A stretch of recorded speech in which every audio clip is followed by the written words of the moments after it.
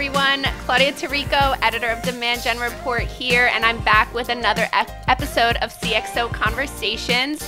And I'm really excited about this one today because with me today is honestly a man who really doesn't need an introduction. We have Jon Miller on the line, Chief Marketing and Product Officer of Demandbase, former co-founder and CEO of Engagio, and former co-founder and CMO of Marketo prior to the Adobe acquisition. Jon, it's so great to see you. I know you're a busy man, so thank you so much for taking the time. Yeah, very glad to have a chance to chat here. I was looking up earlier. We've known each other for 5 years now. That's how long we've been talking about Demand Gen together. Yeah, it's crazy. Time flies when you're having fun, for sure. And it's weird. I'm excited to have this conversation because it's a totally different ball game. After the pandemic of 2020, and now we're kind of seeing a little bit of that light at the end of the tunnel. So there's a lot to same. There's a lot to unpack today in a really short amount of time. So just to kick things off, you recently accepted that new title of Chief Marketing and Product Officer after former Demandbase CMO Peter Isaacson left the company. Shout out to Peter. What has that transition looked like for you, and what are your key priorities for the rest of the year? Yeah, I joined Demandbase last June when we merged Engagio and Demandbase together. And, as you'll recall, that was really was a product-led merger. When we saw, wow, we really think we combine, Demandbase classic functionality with what Engagio had, we would build, the most complete, best ABM, platform. And so I joined as the Chief Product Officer, largely because bringing those platforms together was the most important thing we had to do. And I'm really proud of kind of what we were able to get done. I mean, we actually did unify the platforms into what we call Demandbase One, which we released November of last year. Yeah, that was a big launch. I remember that. That was a huge launch for you guys. That was great. Well, kudos to, again, Peter for putting that launch together. So, and almost immediately we saw our win rates go up, our retention rates go up. And we sort of started to realize, wow, this thing can be even bigger than any of us thought. Yeah. And so I was excited to take on the CMO challenge, at that point, because in many ways, this is a completely new demand base. I mean, the company's 15 years old now or something. That's a blessing and a curse. I mean, it means that almost everybody's heard of Demandbase. But it's also a curse because they probably don't know kind of who we are today. Mm-hmm. We are so much more than just account identification, which is what Demandbase started doing, or website personalization, or even advertising. We're even, as we're going to talk about, we're even more than just ABM these days. Yeah. And so as a marketer, my challenge for the year, which is an exciting one, is how do I get the whole world to know this is not your grandfather's demand base, right? This is, I think the next hot, cool, exciting martech company that everybody should really be paying attention to. So that's a fun marketing challenge. Awesome. Yeah, definitely a good challenge to have. And you've been in this industry for quite some time. Many would say that you're one of the pioneers of marketing automation and account-based marketing. And so with that said, tell us about your journey through it all and what you see as kind of the current state of both marketing automation and ABM in this new post-pandemic digital-first world we're living in. Yeah. Well, we started Marketo in late 2005, early 2006. Google AdWords was only 3 or 4 years old at the time. And so the whole marketing automation industry really evolved to solve, in many ways, a pretty specific problem, which is that marketers were generating leads online, digital leads at scale, really for the first time. And they needed a place to capture those leads, somewhere to put them, and something to do with them until they were actually ready to go to a sales team. And that also got wrapped up with email communication as a really important channel. And in many ways, that described what made marketing automation so exciting. but they also ran into a bunch of limits. The one that I saw personally when I was trying to do marketing at Marketo was that marketing automation was a lead-based system, and yet our salespeople were selling to accounts. And it just made sense to sort of have marketing adopt a more account-centric focus as well. And that was obviously what led to the rise of ABM and me ultimately leaving to start Engagio and so on. But there's been other changes that are happening too that I think are really disrupting both marketing automation, but also early ABM. One of them is the changing dynamic of sales and marketing. Almost built into Marketo is the concept of the marketing to sales baton pass. Marketing generates the lead, gives it to the SDR who qualifies it if you have one, who gives it to the sales rep, who closes it, who gives it to customer success. And it's like this linear process. But that's not how buying is happening today. Buying isn't linear; it's moving all around, and what we need is a more orchestrated way for sales and marketing to work together. You're already seeing elements of that with like tools like Outreach and SalesLoft, where sales is actually sending a lot of email at the top of the funnel. Marketing needs to sort of also adjust how they're working in the middle and the bottom of funnel and post-sale even. I think another big change that's going on that's making kind of your traditional marketing automation less effective is that buyers have gotten pretty savvy about forms and about being tracked. Yeah. They know if they come to the website and fill out a form, they're going to start getting calls that they don't necessarily want to get. And that even then, like they might even get cookied, and then, we can kind of continue to kind of do what they're doing. And so these buyers are doing a lot more of their research anonymously off of our website. And so whereas marketing automation was really good for lead scoring and could tell us, hey, this person's doing all these things on your site, we've seen the need for new technologies that can tell us what an account is doing off of our website. And that's sort of the rise of intent data, which has sort of become so important as a way to kind of predict, really replace lead scoring in terms of kind of knowing where sales teams should be focusing their time and attention. And the last one is a little bit more obvious, but I mean, you talked about the post-pandemic world and all that. I mean, we saw with trade show budgets disappearing, or trade shows disappearing, there was this massive move to digital that happened, during the pandemic. And I think once you open up Pandora's box like that, you can't put it back in. We're just going to continue to see a lot. I think people really realizing like digital can work, and just a lot more investment in advertising and the other digital channels. Hopefully trade shows and all that will come back too. But yeah, digital is not going away. Yeah, absolutely. And, I know you've definitely predicted the rise of marketing automation. And so what's really next for it now that we've experienced all of this change and all of this innovation, and we are going to continue seeing so much change and innovation in the space? What do marketers really need to do to align themselves to the customer, bottom of the funnel metrics, and post-sale revenue? Are there any trends that you're seeing? Yeah, I mean, I think marketers need to be thinking a lot more about the overall customer experience. And they need to be thinking about how are they the architect of the customer experience at kind of really, frankly, every stage of the journey. So yeah, how do we sort of get them aware of us and get them to consider us and actually get them to purchase us, but post-sale as well? How do we retain and expand, drive satisfaction and advocacy? Like these things, like frankly, all matter and they all work together. So I think your traditional demand gen marketer spends a lot of time just thinking about, I got to get leads, I got to get the pipeline. But the trend is we need to be thinking much more holistically and broadly about the experience. Companies with the best brands also generate the best demand, right? There's a reason why these things kind of, intersect together. Mm-hmm. So that's the big trend, blurring of inbound and outbound, as we sort of talked about, the changing natures of lead scoring versus account scoring, different sales and marketing dynamics. I think those are all at play here. It's definitely an interesting time to be a marketer.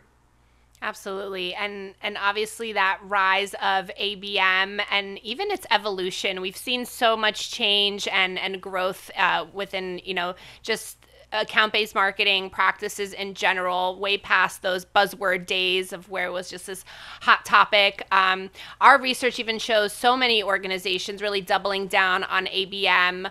And at the end of the day, I mean, and I know you've been vocal about this, and so has Demandbase as well, but ABM is no longer, it's not just about marketing anymore. And we've definitely, somewhat mentioned the experience these days. So it should be that account-based experience, right? Because it really just makes more sense given this need for cross-organizational alignment to get it done.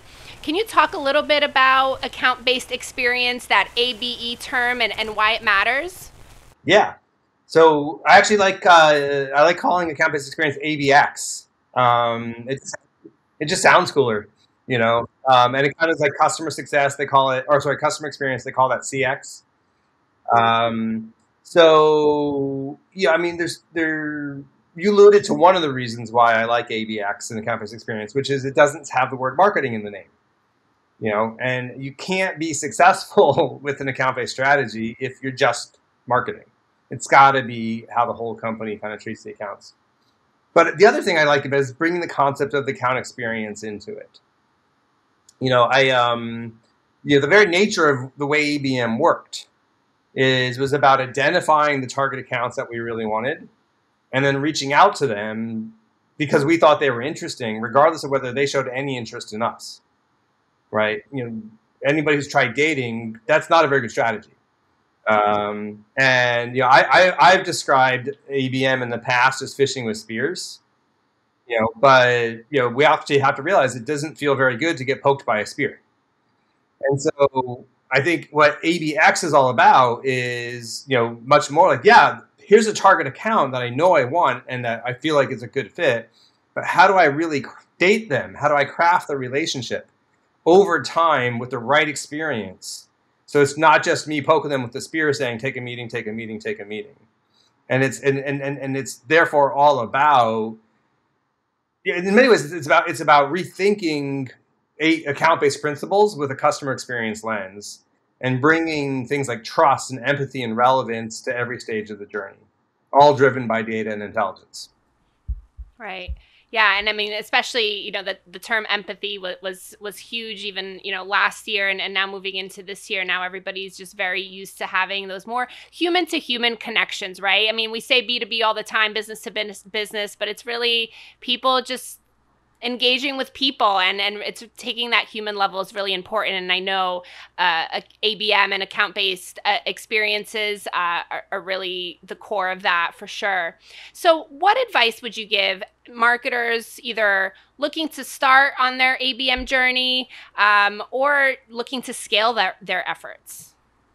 Sure. I think different advice for each of those. I think, for people getting started, there's some really easy things you can do, to get started. Just like the lowest hanging fruit, right, is you're probably spending some money on advertising already. Yeah. Right. I hope so. whether it's, on Google or other things, just try, hey, what if I take some of that budget and just applied it to accounts that seem like they're a good fit that are showing intent for my products. Right. And just, hey, see if you start getting more traffic from those good accounts. Right. That's not hard. It doesn't take a lot of effort. Kind of moving on a little bit, starting to get your data foundation in place. You can't really be account-based when you're working only off of leads. Mm-hmm. So implementing something that's known as like lead to account mapping, just to sort of just make sure that all your data rolls up to the account. Again, it's not super hard to do, but it starts you on that account-based, journey. And then the last piece of advice I'd have for somebody, and this doesn't take any technology at all, is start doing something I call an ABM stand-up.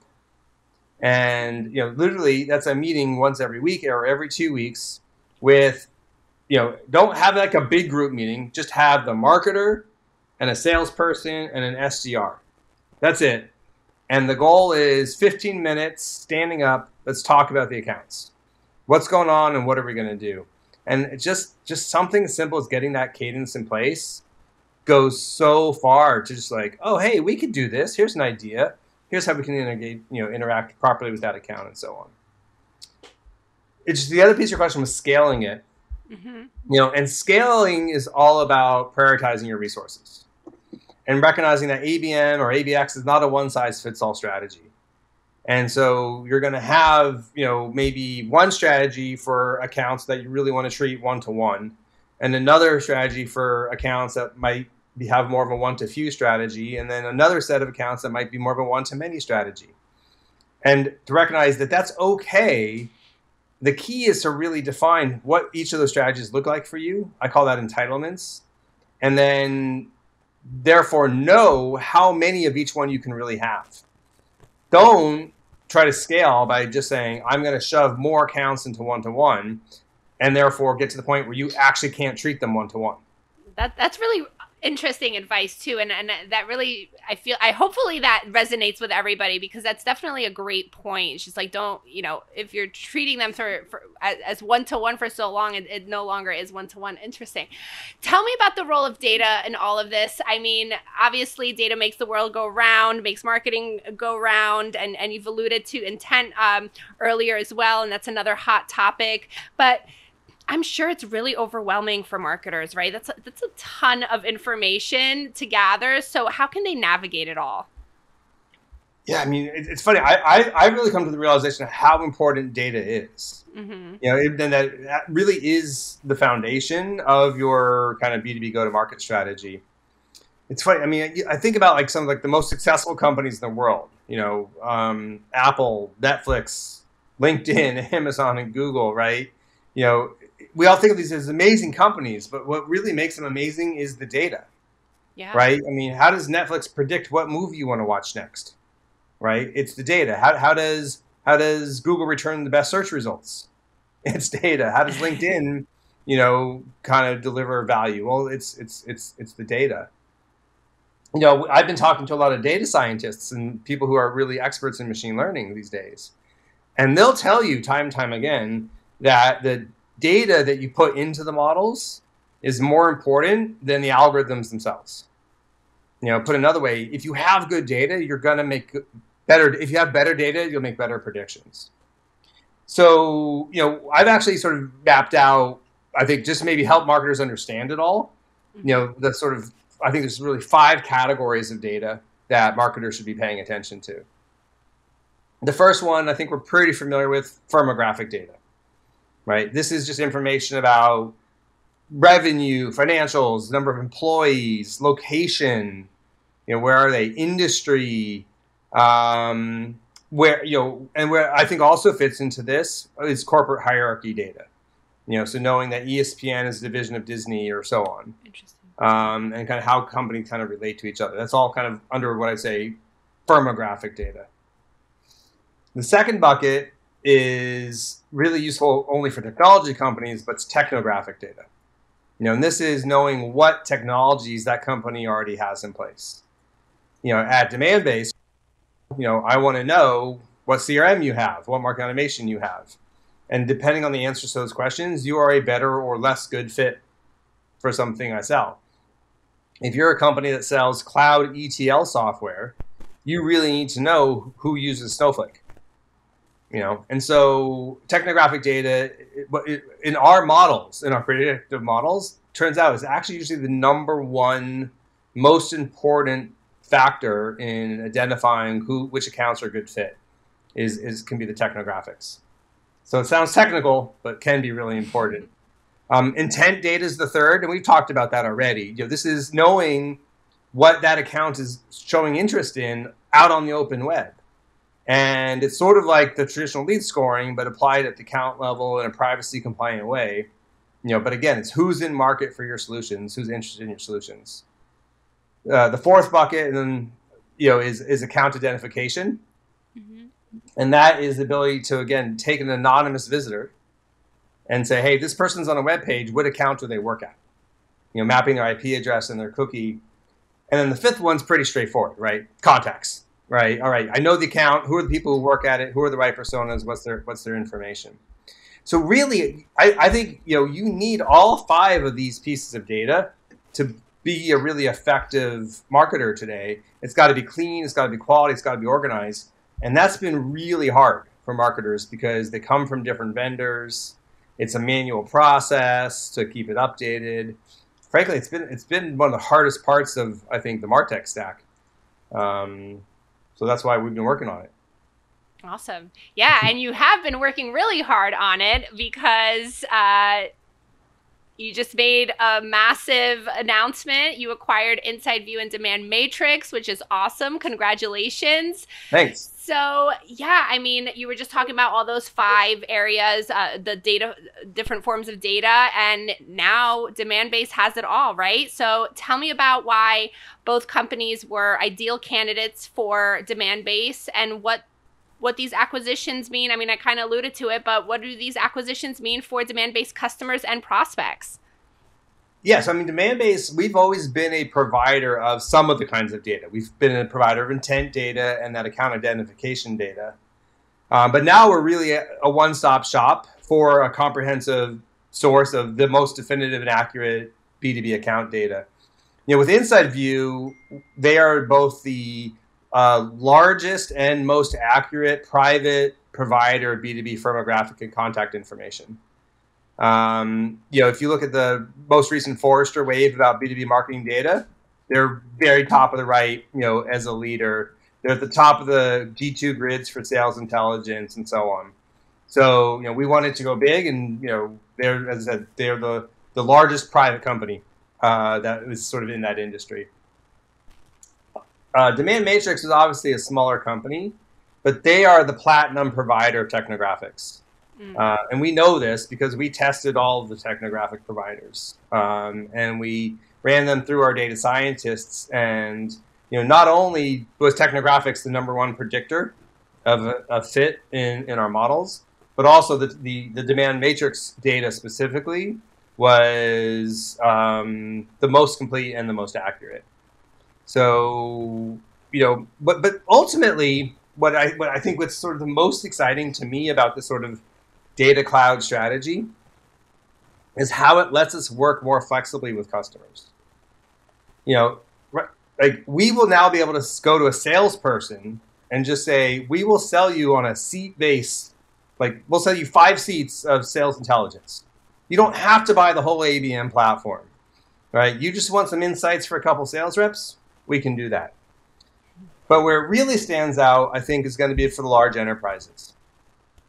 I mean, like if you go to a company like Google, right? They are never going to take a software product from some mid-market sized company and use that to score all of their target customers, right? Or to be their definitive source of truth for their accounts. I mean, a company like Google or Adobe or Salesforce or SAP or so on, you go on. They have data lakes. They have teams of data scientists, that are doing the work.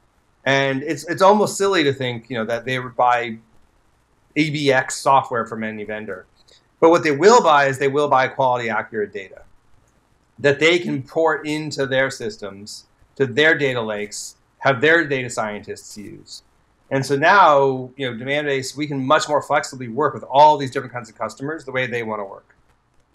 That's great. And it's super exciting news. And I mean, Demandbase has been, making some pretty big acquisitions lately, obviously, last year with the Engagio acquisition. And you've been in the space for so long. What's your take on this technology landscape? Consolidations, integrations, all that fun stuff. Where are you seeing it heading? Yeah, I mean, it's funny because people have been predicting consolidation in martech for a long time. And frankly, it wasn't happening. Right. And I think you have to recognize why it wasn't happening, because up until recently, there were only 2 kinds of buyers who could be doing the consolidation. There was the big clouds like Salesforce and Adobe, and they're just frankly not going to buy that many companies, really. I mean, they've already built out a lot of their stack, and they don't want to buy smallish companies because to move their needle, it's got to be a big acquisition. And then the other buyer you've had are private equity companies, who might do a roll-up or something. But the way the private equity economics work is they typically want to buy companies that aren't doing that well. That they feel like they're getting a good deal on that they can leverage up and kind of execute. And frankly, there's a lot of martech companies that maybe aren't exploding through the roof, but are doing well enough that they're not going to, they want to do better than what private equity will pay. That was certainly, for example, the case of Engagio. And so we're just starting to have companies like Demandbase now that are big enough to actually be strategic buyers, that aren't going to necessarily bottom fish, kind of the same way a private equity strategy might work.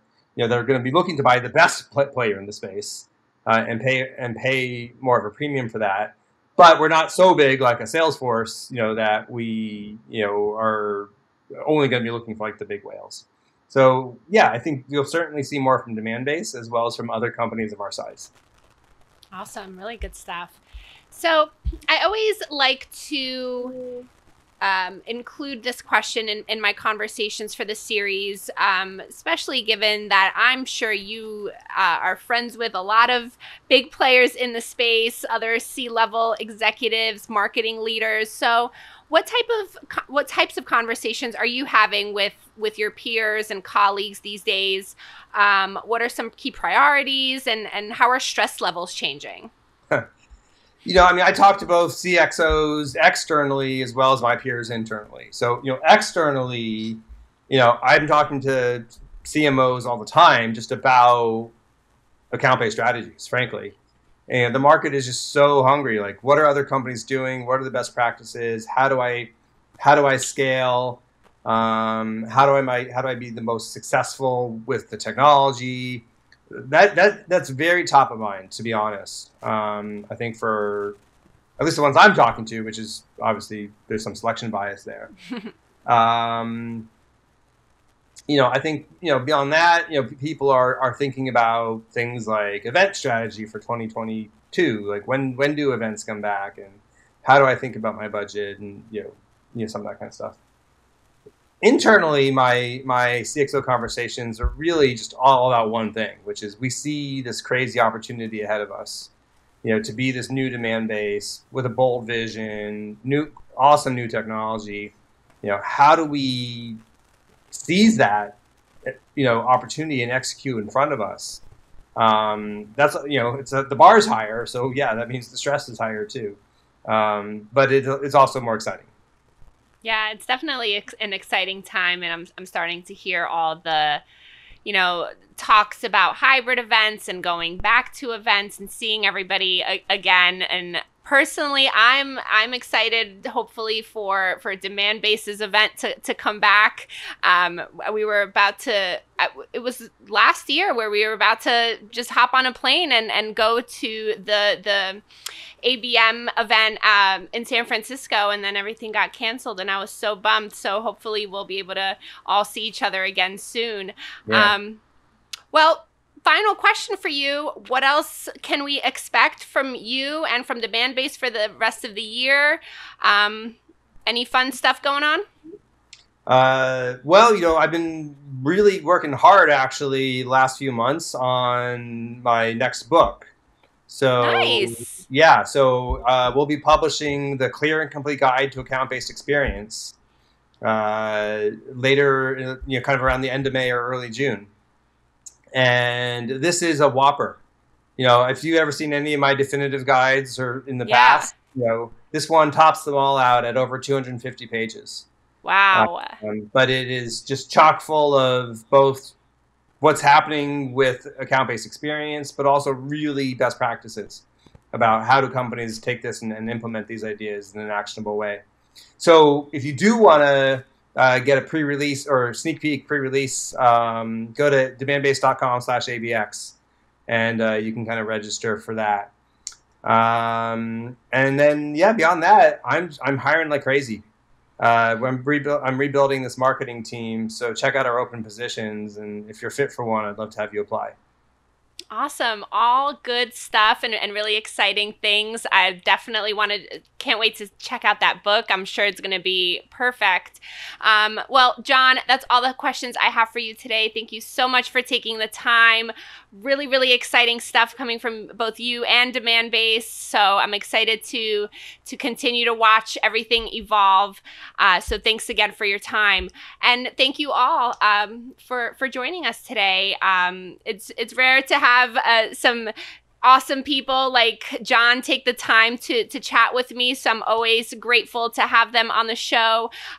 If you have any suggestions or ideas on who you'd like to see on the CXO Conversation series, just drop me a line on LinkedIn or Twitter. And of course, like this video, subscribe to our channel so you don't miss any more. And yeah, we'll catch you next time. Thanks, everyone.